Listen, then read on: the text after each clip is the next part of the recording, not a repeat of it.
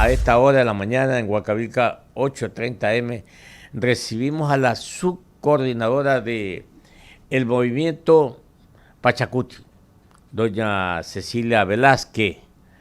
Hemos hablado siempre, Cecilia, con usted, pero ahora realmente en lo personal sí me siento preocupado, porque yo he visto como se dice comúnmente, con buenos ojos la aparición, su origen de el movimiento Pachacuti. El movimiento Pachacuti es gente noble, gente trabajadora, gente luchadora, gente progresista, pero de pronto llegaron masivamente, si me permite, a la Asamblea Nacional, porque ya ha pasado de 25 personas, legisladores en la Asamblea Nacional, ya es un bloque fuerte.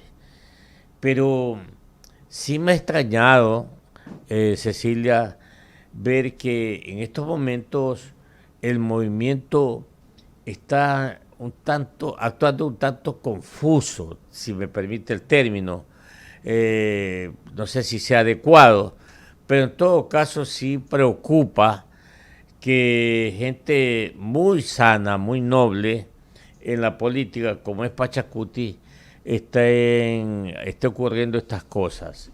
Esto de señalamientos, esto de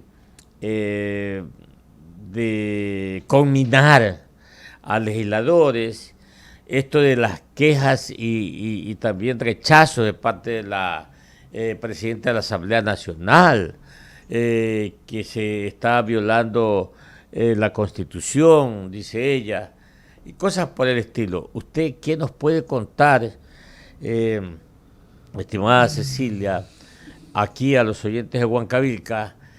¿Será que ya las aguas vuelven a su cauce? Porque, repito, de lo personal sí me preocupa porque yo soy eminentemente democrático. Bienvenida. Buenos días, muchas gracias por el espacio. Sí, en realidad, en este momento coyuntural que está viviendo el movimiento Pachacuti, son algunas cosas incomprensibles que, que está sucediendo, pero incomprensibles, digo, porque frente a la opinión pública, frente a todos los que estamos fuera en este caso, fuera de la Asamblea Nacional, nos parece bastante extraño de las actitudes no solamente del bloque del movimiento Pachacuti, sino de los 137 asambleístas. Pero en esta ocasión, refiriéndome al bloque de Pachacuti, no solamente es el accionar de los compañeros asambleístas al interior de la asamblea, sino vienen arrastrando algunas cosas incomunicativas dentro de la organización política, y esto hace que en estos días haya evidenciado los intereses que tenemos cada una de las dirigencias, y también olvidándonos que tenemos que responder a cada uno de los roles, de las estructuras y de las funciones para las que hemos sido electos, tanto los dirigentes de la organización política electoral como de la organización social indígena. Es por ahí donde hay alguna incomunicación. Sin embargo, no les podemos decir que no haya como tipo división. Lo importante de los 25 compañeros asambleístas que se mantienen dentro de la línea política del movimiento Pachacuti, no se han ido, que tienen puntos de vista entre compañeros por una votación o por otra. Sí, son dificultades que hemos vivido y vamos a seguir viviendo. Es por el momento en la que se vive al interior de la asamblea. A pesar que nosotros tenemos disposiciones, objetivos que nos hemos puesto semanalmente, que nos reunimos entre la bancada y la dirigencia, incluido la dirigencia indígena, que son parte también de la organización política. Hay momentos, segundos, minutos que cambian en el escenario del convivir diario de la asamblea, y esto nos hace obviamente tener puntos de vista como bastante álgidos, y que nos evidencia una separación o tipo división entre la bancada de los asambleístas. Pero que nos acusen unos u otros de que uno estamos con el oficialismo y que del otro estamos con el correísmo, no, simplemente el movimiento Pachacuti tiene sus propios principios, sus propios objetivos, está completamente claro el proyecto político, el de encaminar por todas las vías para construir el Estado plurinacional. 7 de la mañana, 48 minutos. Cecilia, sin embargo, el movimiento Pachacuti, que está en su matriz es la CONAIE, esa es la matriz, ¿no? Vamos a escribir de esta manera para que el público oyente vaya haciéndose un criterio. La CONAIE es la matriz, pero la CONAIE está integrada por muchas comunidades, por así decirlo, con representantes de comunidades, de pequeñas comunidades. Entonces, tienen una estructura ideológica, para empezar, y que tienen una estructura también política, que la preside hoy el señor Leonidas Issa. Pero lo que se ve desde afuera, y usted lo puede acá corroborar o aclarar, es que al parecer el señor Leonidas Issa como que está tomando decisiones eminentemente personales. Es más, ha sido criticado por el primer mandatario de la República de que él como que tiene un objetivo, ¿cuál es? De desestabilizar al país. ¿Usted qué puede comentarnos en ese entorno, Cecilia? A ver, las opiniones del presidente yo creo que son bastante desatinadas. No se trata de acusar a una persona por las no respuestas también no adecuadas del presidente frente al planteamiento de los sectores sociales. Pero tampoco se puede aceptar imposiciones ni dictaduras ni de un lado ni del otro lado. En ese sentido, nosotros como brazo político electoral de la organización indígena, estamos justamente en ese camino. Nosotros somos un instrumento, me refiero a la organización política como es el Pachacuti, somos el instrumento de llevar adelante el proyecto político del movimiento indígena, así como de los distintos sectores sociales organizados del país con la que nos identificamos y con la que siempre hemos conseguido a nuestros electos en votación popular. La diferencia está en qué? En que la CONAIE, la Confederación de Nacionalidades Indígenas del Ecuador, representa a las 14 nacionalidades y los 18 pueblos del Ecuador. El movimiento Pachacuti, una organización política electoral, representa con sus estructuras en las 24 provincias, en los 221 cantones y en más de 1.300 parroquias, más de 1.000 parroquias, y las 3 delegaciones en el exterior.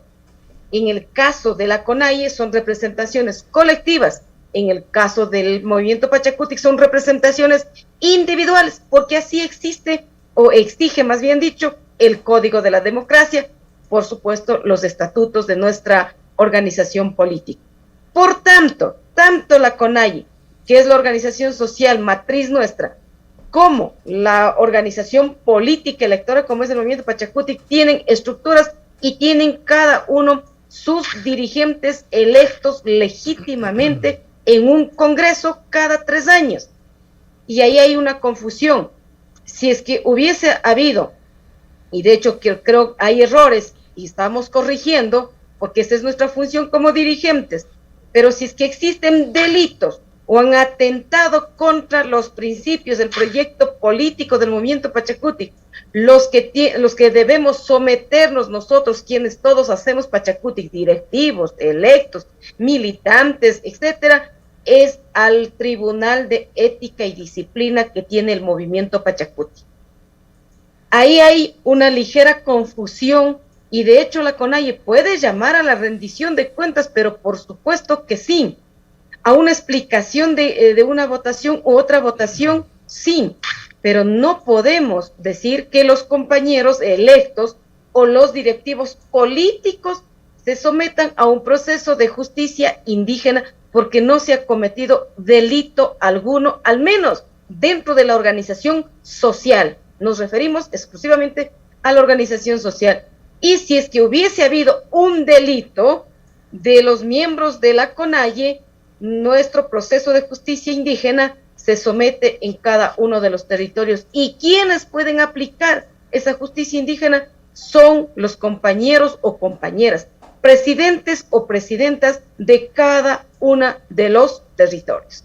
En el caso del movimiento Pachacutic, ahora estamos rebasando los 400,000 adherentes, ellos nos sometemos al proceso disciplinario del Tribunal de Ética y Disciplina de la organización política. Pero, resumen, el movimiento indígena tiene toda la facultad de hacernos las observaciones, llamar la atención, dar las directrices, etcétera, porque es la organización matriz con su brazo político, el movimiento Pachacutic. Pero el movimiento Pachacutic responde a los 17.7 millones de ecuatorianos.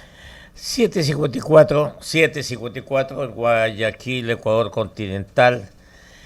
Estamos dialogando con la subcoordinadora del movimiento Pachacutic, Cecilia Velázquez, aquí en Huancavilca 830M. Mi compañero licenciado Jorge Alberto Escobar Mendieta se incorpora a este diálogo con usted, Cecilia.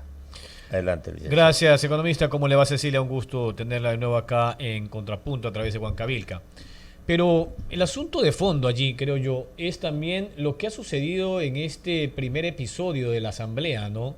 En estos escasos primeros 6, 7 meses de trabajo, donde al final parecería que para unas cosas sí coinciden con UNES y para otras UNES se les abstiene de votar. Hablo por dos cosas sustanciales. El proyecto tributario del gobierno, que entró en vigencia ante la falta de votos para aprobar, para negar o para archivar. Por eso existe la figura del Ministerio de la Ley. Y por otro lado, el tan cacareado informe de los Pandora Papers, donde nuevamente la abstención de UNES jugó un papel preponderante. ¿Por qué en unos casos sí se sientan en la misma mesa y en otros se dispersan y aparecen estos coletazos que al final ni en la misma asamblea los entienden? El quehacer político de la Asamblea Nacional, esa es la realidad. Los 137 asambleístas son los que debaten, los que analizan y los que son elegidos a través de la democracia representativa del pueblo ecuatoriano. Por ellos votamos y ellos son los que van a responder al pueblo. En ese sentido, hay coincidencias y también no existe coincidencias en algunos proyectos de ley. Los dos que usted ha citado, justamente, en unos momentos coincidimos, o sea, los señores asambleístas coinciden con una de las bancadas. Eso no nos hace que seamos correístas. En otros proyectos coinciden con el oficialismo. Eso no nos hace que seamos lacistas. O con las propuestas que presente tal vez el bloque social cristiano. No nos hace que seamos nevocistas ni social cristianos. Vean, los 137 asambleístas tienen que responder a la realidad de los ecuatorianos. En el caso de los 25 asambleístas del movimiento Pachacutic, responden, o más bien dicho, ellos están obligados a respaldar todas aquellas leyes que favorezcan a la mayoría de los ecuatorianos. Ese es el punto clave y específico de los 25 asambleístas. Pero también todos aquello que perjudique al pueblo ecuatoriano o signifique retrocesos de derechos no contarán con el apoyo de los 25 asambleístas. Pero tampoco podemos negar que los proyectos de ley, el 100% van a estar en función de lo que el movimiento Pachacutic o cualquier otra bancada quiera que esté. Entonces habrá que debatir sección por sección, artículo por artículo, y en algunas secciones o en algún artículo habrá que coincidir. Ese es el gaje del oficio del Parlamento, de la Asamblea, el de consensuar, el de analizar, el de dialogar.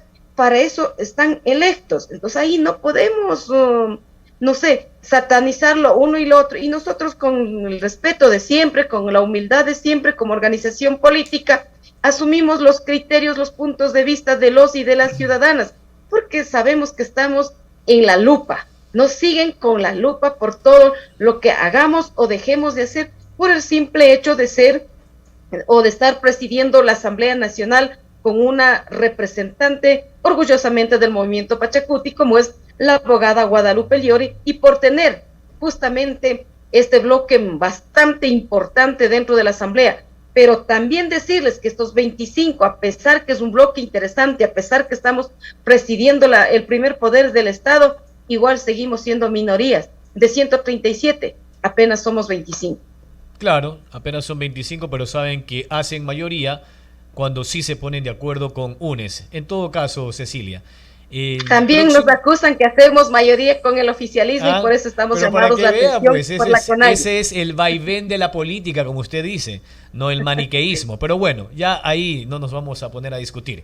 El próximo año, el gobierno de Guillermo Lasso ha dicho que entre sus prioridades legislativas estarán el proyecto de ley para la promoción de inversiones y el otro que creo yo es sustancial, el de el nuevo Código de Trabajo o una ley paralela al Código de Trabajo, que es lo que ha dicho el mismo ministro, el arquitecto Donoso. Patricio Donoso.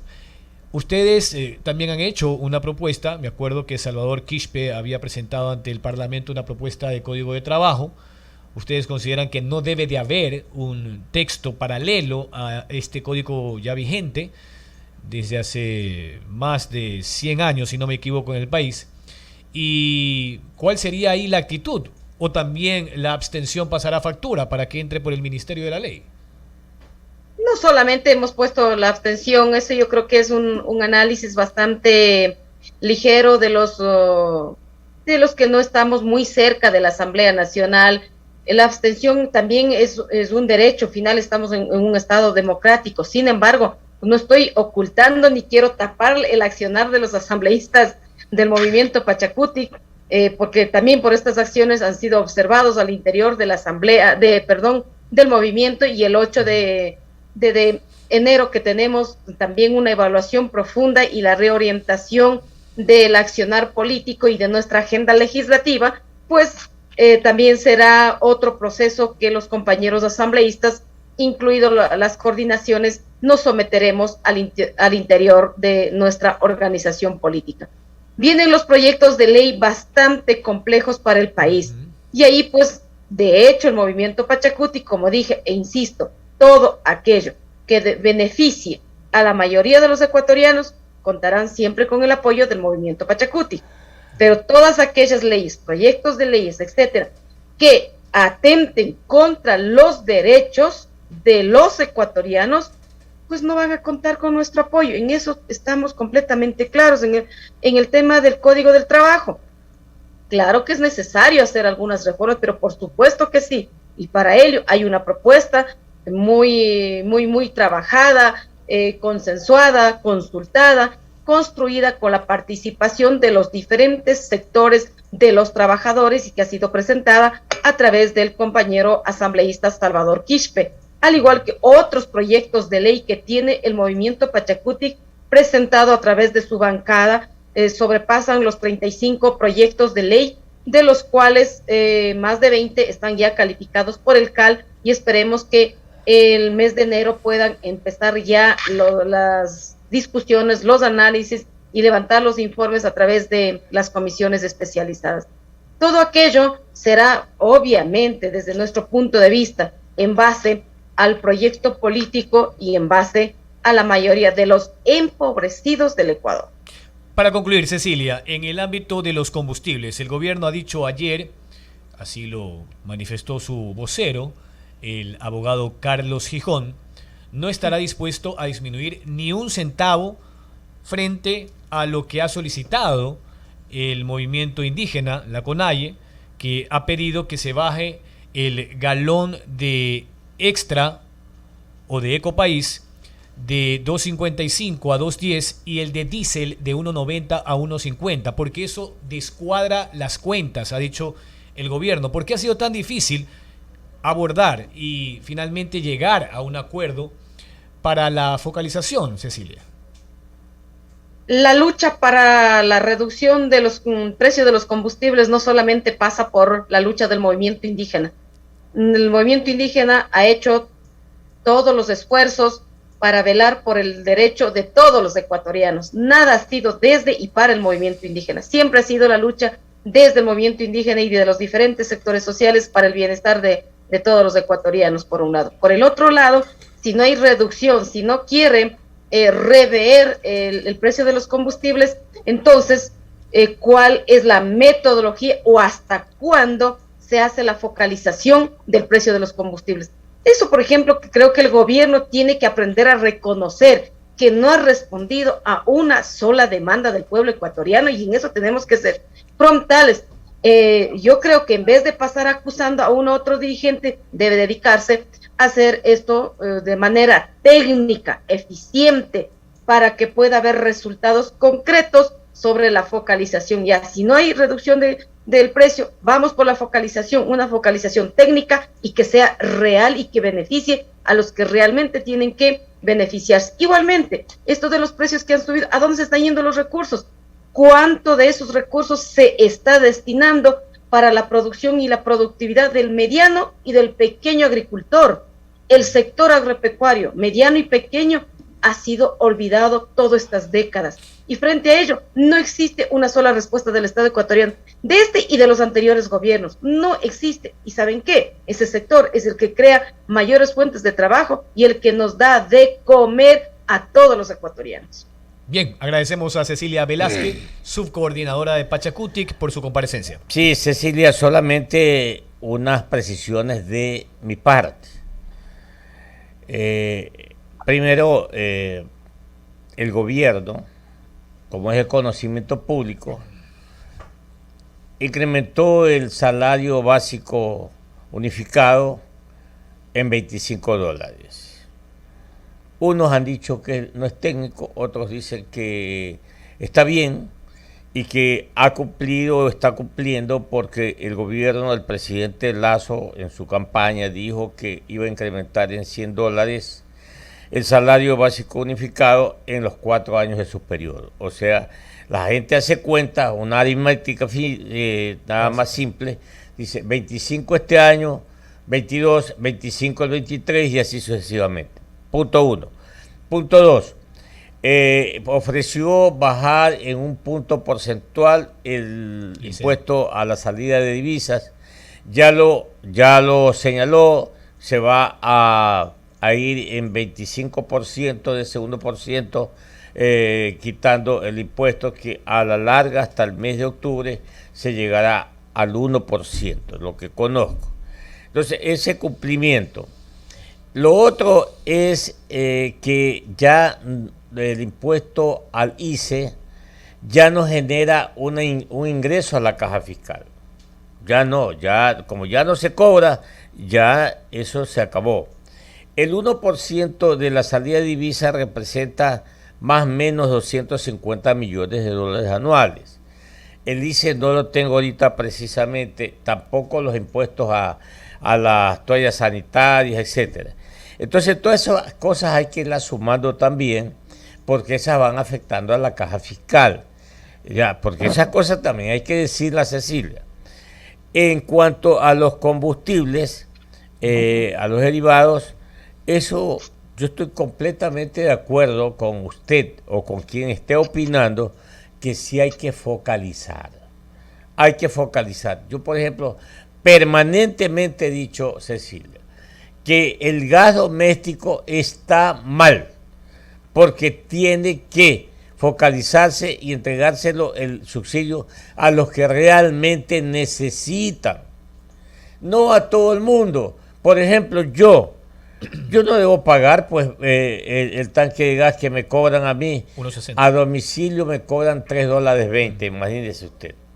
Yo puedo pagar más, pero mi compañera aquí, en el sonidista, ella no gana lo que yo gano, y sin embargo yo soy el beneficiado, pues.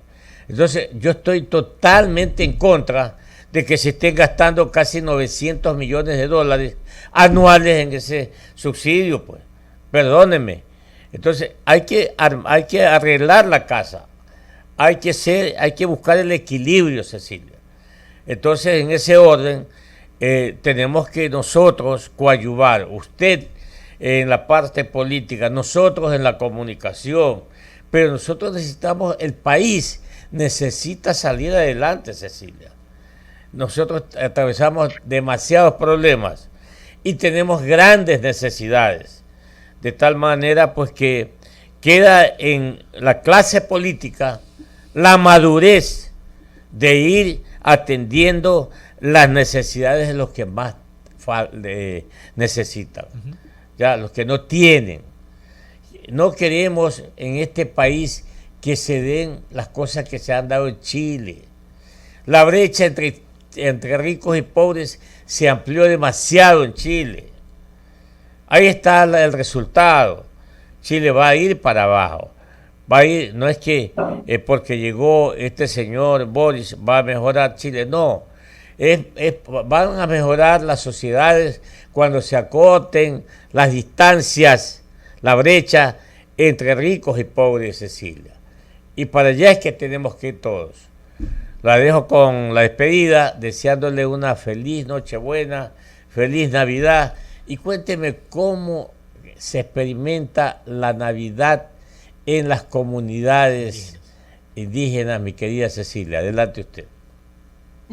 Muchas gracias primeramente por el espacio y completamente de acuerdo con sus análisis. Cada país tiene sus propias realidades, incluso hay muchos mandatarios de los estados que maquillan la realidad de su país y pues esa es una de las muestras de uno de los que usted mencionó. Sin embargo, acá predispuestos siempre el movimiento indígena, el movimiento Pachacuti, por la paz, por la tranquilidad.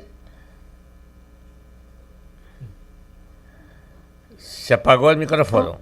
Que puedan responder a los derechos que todos los ecuatorianos tenemos. Y las Navidades de nuestras organizaciones, de nuestras comunidades, obviamente está bastante colonizada también porque siempre están llegando con regalos, porque los hijos están viviendo en las ciudades, etcétera, y vienen los regalos. Pero lo importante de esto es que en las Navidades siempre, al menos nosotros, papitas con cuy. Ese es nuestro plato, que siempre lo estamos año tras año con nuestras amistades, con nuestros familiares compartiendo y un vasito de chicha. Siempre es ese nuestro gesto al interior en estas fechas que son tan importantes, la del 21 de diciembre, el 21 de marzo, el 21 de junio y el 21 de septiembre, que son las 4 fiestas grandes que el movimiento o el pueblo andino del mundo las tiene.